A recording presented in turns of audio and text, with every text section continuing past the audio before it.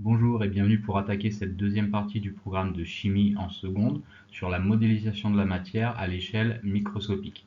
Nous avions travaillé dans la première partie sur les espèces chimiques et donc tout ce qui est la matière que l'on peut voir. Nous allons à présent travailler sur les entités chimiques, c'est-à-dire la matière qui est trop petite pour être observée.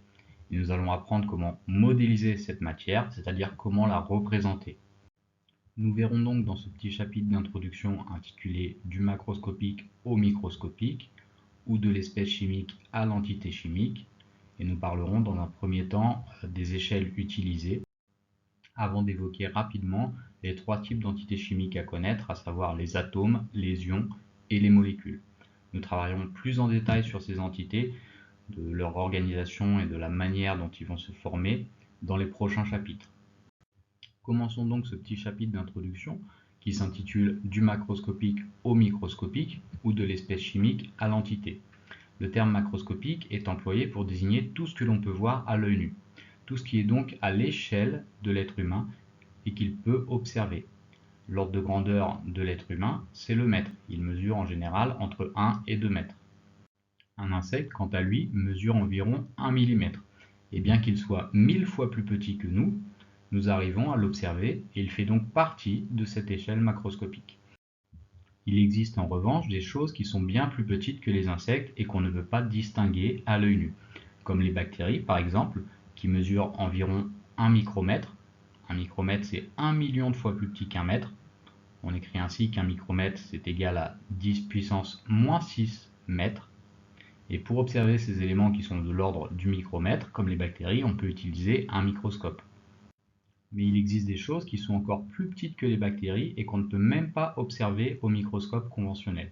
C'est le cas par exemple des molécules qui sont de l'ordre du nanomètre. On pourrait parler d'une échelle nanoscopique, même si cela n'est pas à retenir. Et un nanomètre, c'est 10 puissance moins 9 mètres. Autrement dit, c'est 1 milliard de fois plus petit qu'un mètre. Ici, vous avez une molécule de glucose qui a une taille de 0,8 nanomètres. Mais vous aurez des molécules plus grandes si elles sont formées avec encore plus d'atomes ou des molécules plus petites si elles sont formées de moins d'atomes. D'ailleurs, les atomes qui constituent les molécules sont encore plus petits. Le plus petit des atomes, c'est l'atome d'hydrogène qui mesure environ 1 picomètre, soit 1000 milliards de fois plus petit qu'un mètre. 10 puissance moins 12 mètres donc. Nous étudierons en détail l'atome dans les prochains chapitres, mais sachez que l'atome il est constitué de beaucoup de vide. Et le tout petit point que vous voyez dans le cube d'un picomètre, c'est en réalité le noyau de l'atome.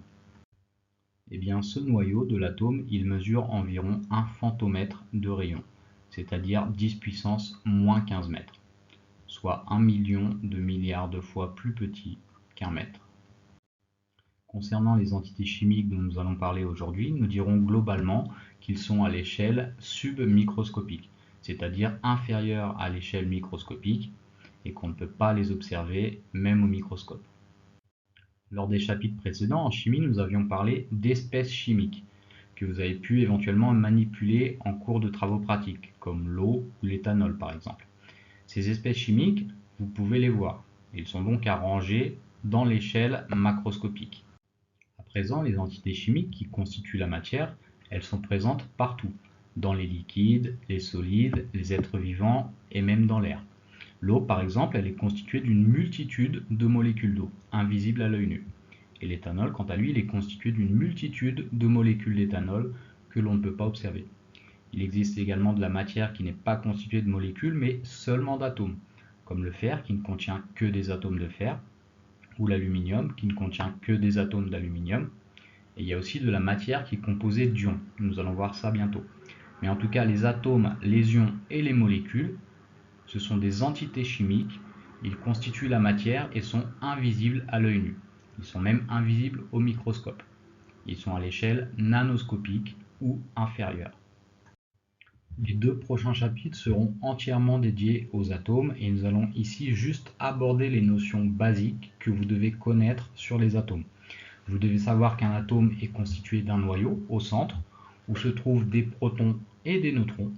Les protons sont chargés positivement, tandis que les neutrons n'ont pas de charge, ils sont neutres. Il y a également autour de l'atome un nuage électronique composé d'électrons donc qui sont eux chargés négativement. Il y a dans un atome également le même nombre de protons que d'électrons. On dit que les charges électriques se compensent et que l'atome est électriquement neutre. Tous les atomes qui existent se trouvent dans le tableau périodique, que l'on appelle également la table de Mendeleïev.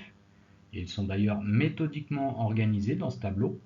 Nous verrons exactement comment dans le prochain chapitre, mais vous pouvez pour le moment retenir qu'ils sont globalement rangés du plus petit, en haut à gauche, au plus grand, en bas à droite. Enfin, pour noter les atomes, nous utiliserons une lettre majuscule, comme le O pour l'oxygène ou le H pour l'hydrogène, et nous rajouterons parfois une deuxième lettre minuscule pour les distinguer entre eux si besoin. Par exemple, Cu pour le cuivre ou Ca pour le calcium. Parlons à présent des ions qui sont eux aussi des entités chimiques et qui ressemblent beaucoup aux atomes, sauf qu'ils n'ont pas le même nombre de protons et d'électrons. Ici, ce que vous voyez, c'est un atome de lithium, puisqu'il a 3 protons et 3 électrons. Mais parfois, nous verrons dans quelles conditions dans un prochain chapitre, les atomes ils vont perdre des électrons. C'est alors qu'ils vont devenir des ions. Ici, par exemple, vous voyez un ion lithium qui a 3 protons dans son noyau, mais qui n'a plus que 2 électrons dans son nuage électronique. Du coup, la charge globale de cet ion est positive, puisqu'il a plus de protons que d'électrons. Et un ion positif, un atome qui a perdu des électrons, donc on appellera cela un cation. On le notera de la même manière que l'atome originel, mais avec un signe plus en exposant. Par exemple, l'ion potassium, K+, c'est un atome de potassium qui a perdu un électron. L'ion sodium, Na+, c'est un atome de sodium qui a perdu un électron également. Et l'ion calcium, lui, il se note Ca2+, puisque c'est un atome de calcium qui a perdu cette fois 2 électrons. Il se retrouvera donc avec 2 protons de plus dans son noyau que d'électrons sur son nuage électronique. Maintenant, étant donné que vous avez des atomes qui perdent des électrons, ces électrons ils vont bien aller quelque part. Et ils vont en fait aller se placer dans le nuage électronique d'autres atomes. Et ces atomes qui vont gagner des électrons, ce seront eux aussi des ions, comme vous le voyez avec cet ion fluor qui possède finalement 10 électrons pour seulement 9 protons. Donc je vous rappelle qu'un ion, c'est un atome qui n'a pas le même nombre de protons et d'électrons. Et à partir du moment où l'entité chimique possède plus d'électrons que de protons, ce sera un ion négatif, qu'on appellera un anion. De la même manière que pour les cations, ils s'écrivent comme l'atome originel, mais en mettant cette fois-ci un moins en exposant, pour signifier qu'ils sont chargés négativement. L'ion fluor, par exemple, c'est un atome qui a gagné un électron et qui se note F-. L'ion chlorure, c'est également un atome qui a gagné un électron et qui va se noter Cl-, puisqu'il est chargé négativement. L'ion nitrure, c'est un atome d'azote qui lui a gagné 3 électrons. Il se note alors N3-, puisqu'il a 3 charges négatives supplémentaires par rapport à l'atome originel. Retenez donc bien pour le moment que les ions sont des atomes ayant soit perdu, soit gagné des électrons. S'ils en ont perdu, ce sont des cations, et s'ils en ont gagné, ce sont des anions. Retenez aussi que lorsqu'on écrit le symbole d'un ion, il faut écrire le symbole de l'atome originel et indiquer sa charge en exposant. Une dernière chose à retenir, importante, c'est que la matière, à notre échelle, donc à l'échelle macroscopique, elle est électriquement neutre. C'est-à-dire que tout ce que l'on peut voir, c'est électriquement neutre. Par exemple, le sel est composé de plein d'ions Na+, et d'ions Cl-. Les ions Na+ ayant perdu un électron et les ions Cl- ayant récupéré cet électron. Donc un grain de sel que l'on peut voir à l'œil nu, il est composé de millions d'ions Cl-, dont la charge négative s'annule avec les millions d'ions Na+. C'est pour cela qu'on dit que la matière à notre échelle, elle est électriquement neutre. Et le sel, quant à lui, on l'appelle un composé ionique, puisqu'il est constitué d'ions. Il a pour formule NaCl. Les signes positifs et négatifs n'apparaissent pas, puisqu'ils s'annulent et que finalement le sel, comme toutes les espèces chimiques qui nous entourent, sont électriquement neutres. Le chlorure de magnésium, qui est une vitamine pouvant être utilisée comme complément alimentaire, est également un composant ionique. Une pastille, elle est composée de millions d'ions magnésium, Mg2+, et d'encore plus d'ions chlorure, Cl-. Ici, dans un comprimé, vous avez en effet 2 fois plus d'ion chlorure que d'ion magnésium. Pourquoi? Parce qu'un morceau de matière, il doit être électriquement neutre. Et étant donné que l'ion magnésium il a 2 charges positives, il va falloir 2 fois plus d'ion chlorure pour compenser ces charges positives et rendre la matière neutre. Donc un composé ionique, c'est ça, c'est un bout de matière qui est constitué d'ions et qui est forcément neutre. C'est-à-dire que les charges des anions et les charges des cations doivent s'annuler. Contrairement aux composés ioniques, les molécules sont des groupements d'atomes qui sont reliés entre eux par des liaisons. Nous verrons dans un prochain chapitre pourquoi et comment s'effectuent ces liaisons. Et la manière la plus courante d'écrire une molécule, c'est par sa formule brute. Que vous voyez ici, la formule brute d'une molécule d'eau, c'est H2O. On comprend ainsi bien qu'il y a 2 atomes d'hydrogène qui ont été reliés avec un atome d'oxygène. La formule brute de la molécule d'éthanol, que vous voyez aussi, c'est C2H6O. On comprend alors bien, d'après cette formule brute, que l'éthanol est constitué de 2 atomes de carbone, ainsi que 6 atomes d'hydrogène et 1 atome d'oxygène.